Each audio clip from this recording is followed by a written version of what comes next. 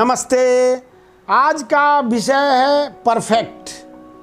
यहाँ कुछ भी परफेक्ट नहीं है। जीवन ने आपको जो भी संसाधन दिए हैं उसका सही इस्तेमाल करना सीखें। यहाँ दोस्तों कुछ भी परफेक्ट नहीं होता।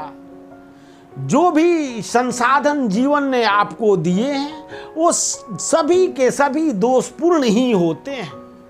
100% परफेक्ट कुछ भी नहीं होता। आप शोरूम से कोई गाड़ी अपने लिए खरीद के लाओ, उसमें भी खरोंचें होती हैं, कुछ ना कुछ खरोंच तो होएंगी। आप शोरूम की बात करते हैं, फैक्ट्री में जब तैयार होती हैं वहां भी 100% परफेक्ट नहीं होती।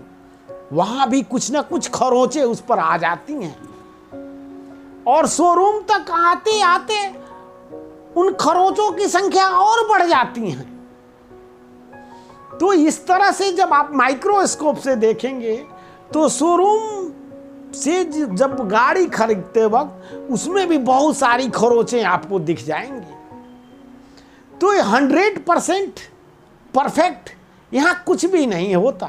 इसलिए जीवन ने जो भी संसाधन आपको दिए हैं उसका सही ढंग से इस्तेमाल करना ही आपका समझदारी है। जीवन ने जो भी संसाधन आपको दिए उसका सही सदुपयोग करना ही आपकी बुद्धिमत्ता है। यहाँ परफेक्ट कुछ भी नहीं, सबके सब दोषपूर्ण है। अर्थात जो संसाधन है उसमें कहीं ना कहीं कुछ ना कुछ खोट होएगी ही होएगी।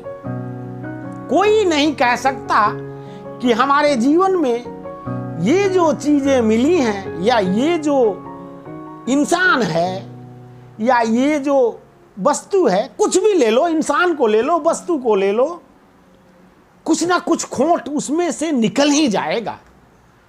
इसलिए सभी संसाधन दोषपूर्ण ही होते हैं। यहाँ 100% परफेक्ट कुछ भी नहीं होता।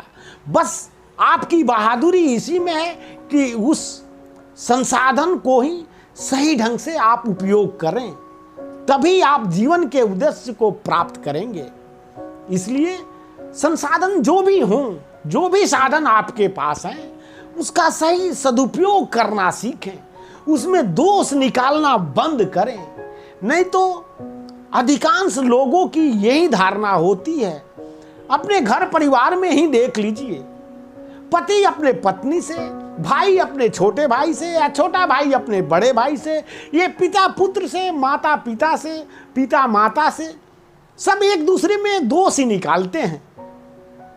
मेरा मतलब यहाँ ये है, दोष निकालना बंद कीजिए और जो जैसा है उसको उसी हिसाब से स्वीकार कीजिए और सही ढंग से जीवन को जिए। जो भी संसाधन जीवन ने आपको दिए हैं उसको सही ढंग से इस्तेमाल ही आपको आनंद दिलाएगा।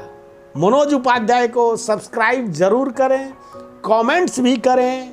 अगर मेरे विचार अच्छे लगते हैं तो कमेंट्स करें, अगर नहीं लगे तो भी कमेंट्स में मुझे बताएं, तब तो मैं समझ पाऊंगा कि मुझ में कमियां कहाँ कहाँ हैं और ये आपका सुझाव मुझे एक बेहतर इंसान जरूर बनाएगा। तो दोस्तों, मनोज उपाध्याय को सब्सक्राइब अवश्य कीजिए। दीजिए मुझे विदा, कल मिलने की आस में।